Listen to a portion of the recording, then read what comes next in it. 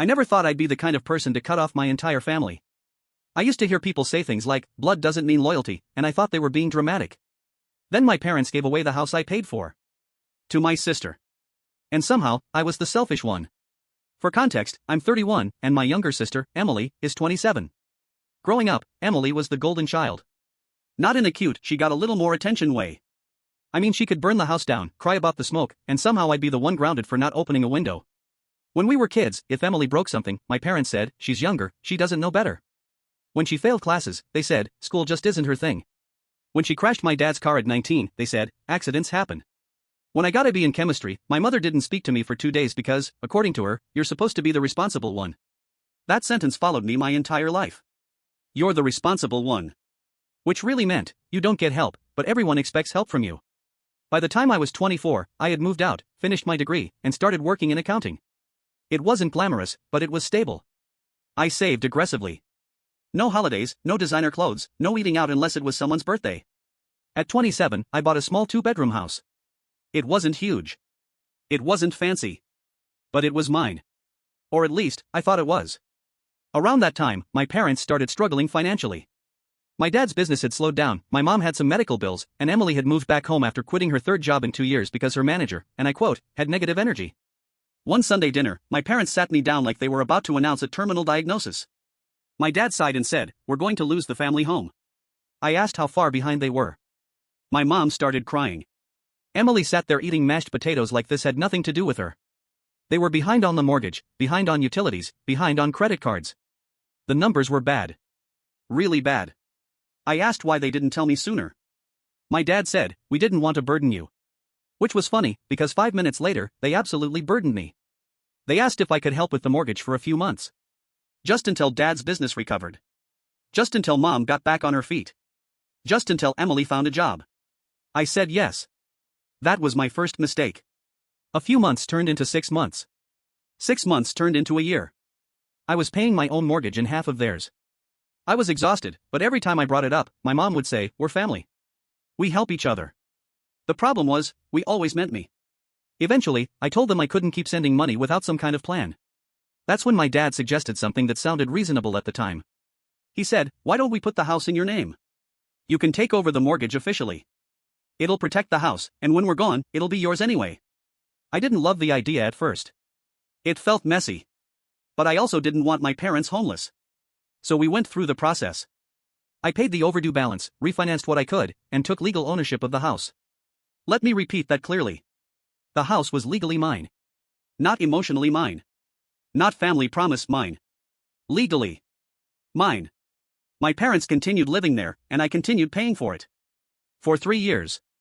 During those 3 years, Emily lived there rent-free. She didn't contribute to bills. She didn't buy groceries. She didn't help with maintenance.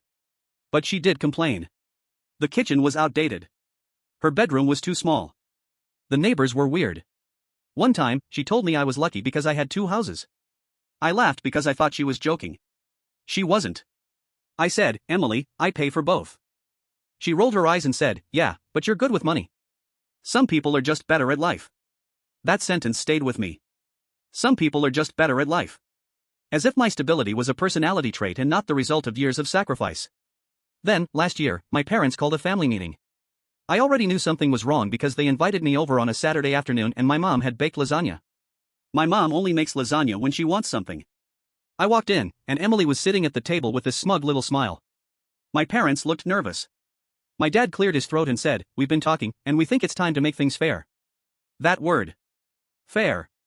Whenever my family used the word fair, it usually meant I was about to lose something. I asked what they meant. My mom said, your sister has had a hard life. I almost laughed. Emily had never paid rent, never held a job longer than 8 months, and once cried because her boyfriend expected her to split the cost of a hotel on a weekend trip. But sure. Hard life. My dad continued, you already have your own home. Emily has nothing. So we think this house should go to her. I stared at him. I thought I had misheard. I said, what house? My mom looked confused, like I was being difficult on purpose. This house, she said. I looked around the kitchen.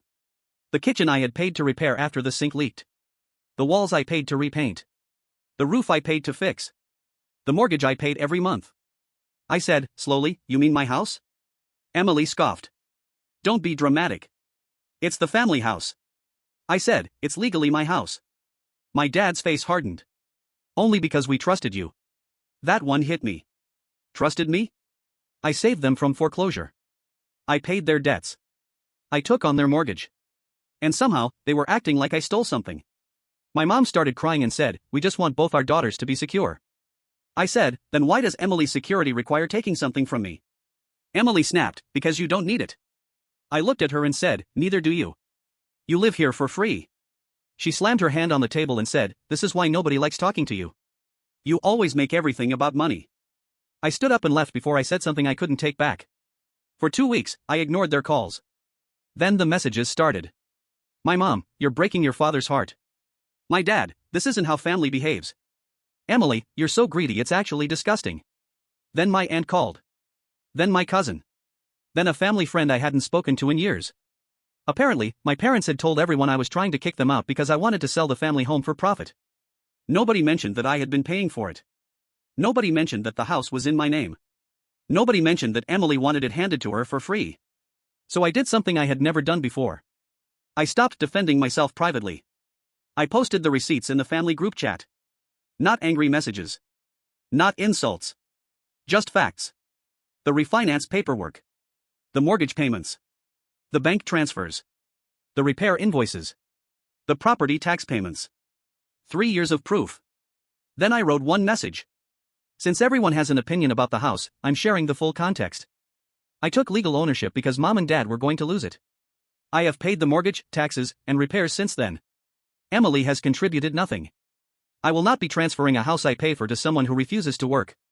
Anyone who believes I'm wrong is welcome to buy it from me at market value and gift it to her themselves. Silence. For the first time in my life, the whole family group chat went completely silent. Then my uncle replied. Wait. You've been paying for the house? My aunt wrote. They told us you forced them to sign it over. My cousin sent. Emily told us you were charging them rent. I just stared at my phone. Charging them rent? I had never charged them a single pound. Not once. My parents called me immediately. I didn't answer. Then Emily sent me a voice note. She was crying, but not sad crying. Angry crying. She said I had humiliated her. That I made her look lazy. That I had turned the family against her. I listened to it twice. Then I replied. You did that yourself. That night, my dad came to my house. He didn't apologize. He stood on my doorstep and said, you need to fix this. I said, fix what? He said, the family thinks we lied. I said, you did lie. He looked offended. We were trying to protect your sister. I asked, from what? Employment? He told me not to be cruel. And that's when something in me finally snapped. I said, no. Cruel was watching me pay your mortgage for 3 years and then asking me to give the house to Emily. Cruel was telling the family I was greedy. Cruel was letting me sacrifice while she sat around waiting to inherit the life I worked for. My dad went quiet. For a second, I thought maybe he understood. Then he said, you've always been jealous of her. I laughed. I actually laughed. Because that was the moment I realized there was no version of this story where they saw me clearly. If I helped, it was expected. If I refused, I was selfish. If I told the truth, I was cruel. If Emily took, she was struggling. If I protected myself, I was greedy. So I said, you have 90 days to move out. His face changed instantly. He said, you wouldn't dare. I said, watch me. And I meant it. The next morning, I contacted a solicitor. I didn't want to throw my parents onto the street, so I offered them 2 options. Option 1, sign a proper rental agreement and pay below market rent, enough to cover part of the costs. Option 2, move out within 90 days so I could sell the house. Emily called me screaming. My mom called me sobbing. My dad sent one text. You're dead to me. I replied. Then stop living in my house. Maybe that was harsh. But after years of being the responsible one, I was done being responsible for people who treated me like an ATM with childhood trauma. For the next month, they tried everything. Guilt. Silent treatment. Relatives. Fake apologies. Emily even posted a vague Facebook status saying, some people choose money over family and still sleep at night. I commented. I sleep great. In the house I pay for. She deleted the post. Then came the twist I didn't see coming. My parents couldn't afford to move. Emily couldn't rent anywhere because she had no income. So my parents finally told her she needed to get a job. Apparently, that caused a nuclear meltdown. Emily accused them of choosing me over her. She packed her things and moved in with her boyfriend. 2 weeks later, her boyfriend called my mom and asked how long Emily was planning to stay because she refused to contribute to bills there too. I won't lie. That part felt satisfying. Eventually, my parents agreed to move into a smaller flat. I helped them find one. I did not pay for it. That was important. When moving day came, my mom cried as she walked through the empty house. She said, "I can't believe you're really selling your childhood home." I said, "I can't believe you made me buy it twice." She didn't respond. The house sold 2 months later. After paying off the remaining mortgage and fees, I made a decent profit. Not life-changing money, but enough to finally breathe again. I paid down my own mortgage. I took my first proper holiday in 6 years. And for the first time in my adult life, I didn't feel guilty spending money on myself. Emily hasn't spoken to me since. My parents only contact me when they need something, which means I don't hear from them much anymore. A few weeks ago, my dad texted me.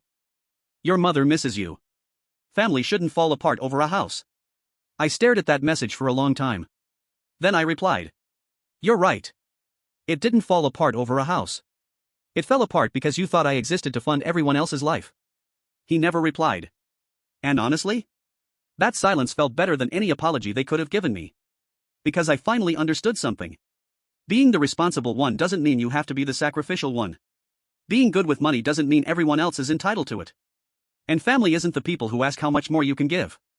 Family is the people who notice how much you've already given. So yes, I sold the house. Yes, my parents were angry. Yes, my sister called me greedy. But for the first time in my life, I chose myself. And I would do it again.